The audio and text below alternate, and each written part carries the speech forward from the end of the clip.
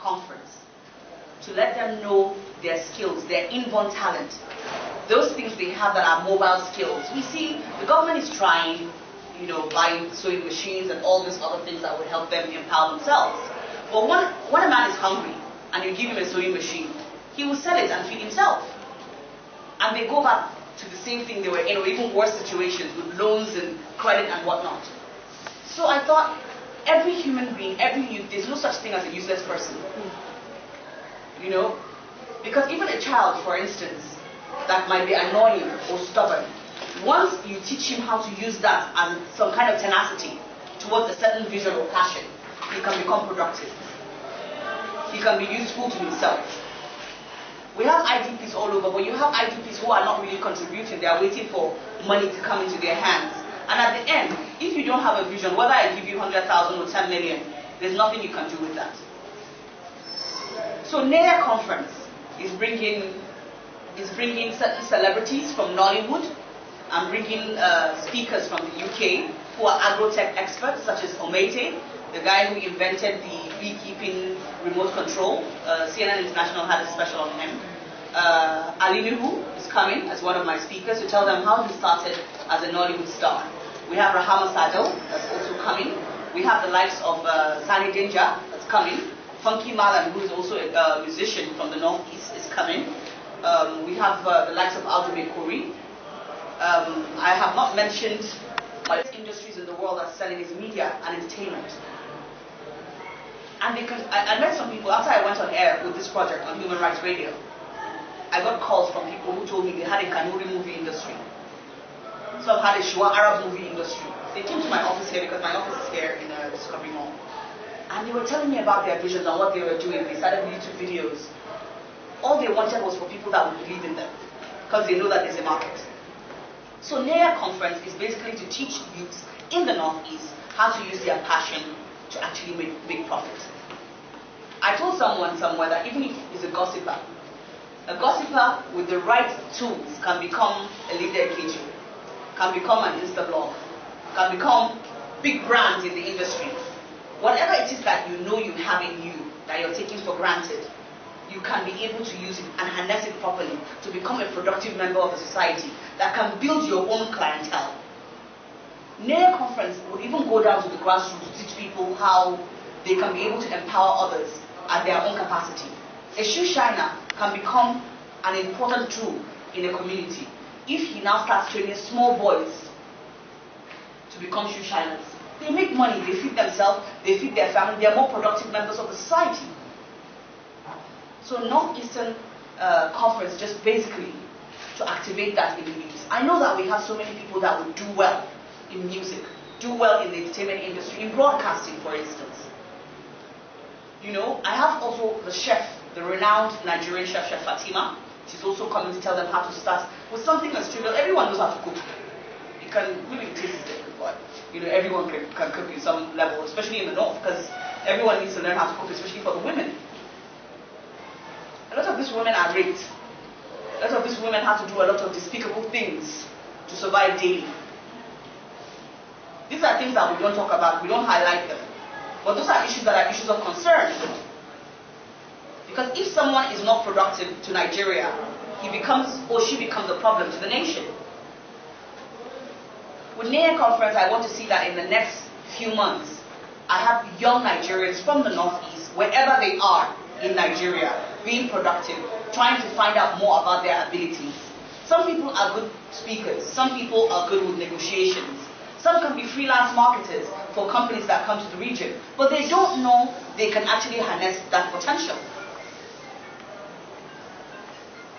Any human being is to know and have value for why you exist. If you know that there's a purpose why you exist, then definitely, there's still hope for tomorrow. But if you feel that all hope is gone and lost, then of course you feel that there's no point existing. And that's why we have a lot of people, committing all sorts of suicide, going through drugs, depression is eating up because of all of the things that, is happening. The environment truly is not so conducive. And so people just find anything that is, okay to them, in their minds they feel, if I take drugs, I'm okay, or if I commit suicide, I think I've ended the whole situation. So NEYA is here to tell people or help people understand that you still have more that you can actually, harness and be a better person, to yourself and also to the society. Because there's no society without us. Human beings are the society. So that means you have to be, a good tool, a good mechanism to be part of this society. And I feel that this is actually a very good initiative. I'm proud to be a part of it, and I know that whatever the situation is at this point, we will definitely get there because we're ready to see that we rebuild the Northeast again. The country. It's not a good thing. I don't stand for xenophobia, I don't stand for any kind of violence. But if they know their potentials and know that those potentials are mobile, they can move from one country to another and still be productive to themselves, they would move. You have IDPs moving to certain areas where you see that crime increases. Is it their fault? No, but they can do something to make it different. They can change the narrative.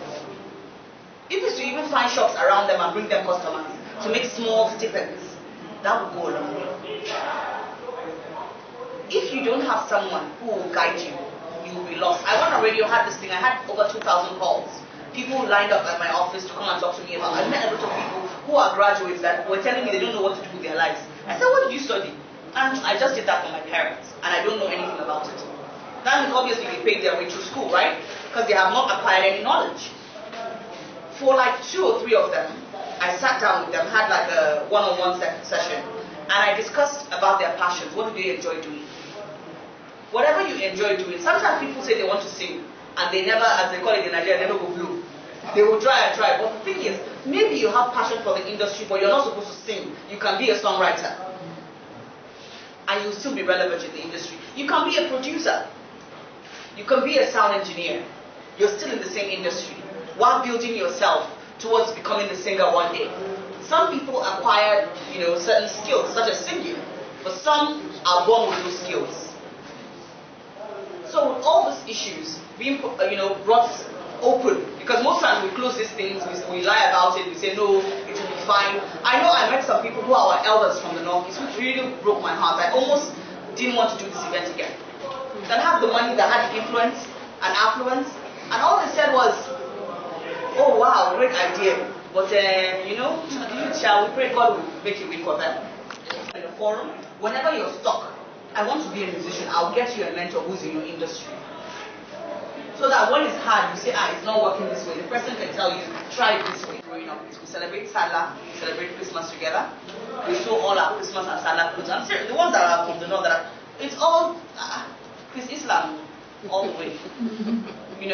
But there are people who have, some people are not Nigerians. Some of these people that do this are not Nigerians. They're not the Fulani that you know.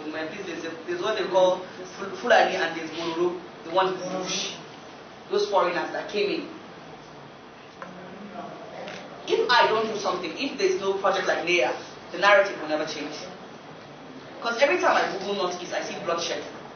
Anytime I Google my states, I see death. And that breaks my heart. Because that's not the home I know. Because that's not the situation I knew. Not to say that what we see on the news is not true. It is true. Because I am even scared of going home. But I believe that we all die anyway. But what we do with what we have now is what matters. If this will continue to happen and we do nothing about it, people like me who are from the Northeast don't come up and give hope to those ones who are not willing to go bad. Because if you leave the bad egg too long with the good ones, it will also corrupt them. So I want to be that beam of hope. I have no political interest in my life. I don't have the liver, as they call it. I can't do politics. But what I want to do is, I want to be someone of value to humanity. Like the words of the song by Beyonce, let it be that the earth will say, I was here. I was here for something. I was here to make a difference. I was here that a boy was willing to collect loan to join Boko Haram, but heard my voice and say, no, I can become productive. I am an entrepreneur. I want to have entrepreneurs in this industry. I get really emotional about these things, my tears are always close. But in the grand scheme of things, this is basically changing the narrative of the Northeast. I am from the Northeast and I'm proud of where I'm from. Despite all the heartache and pain, life is full of that. There are many uncertainties, but what we can do is think within ourselves, what is the gift that God gave us to help Him make this earth a better place? The Northeast can be better.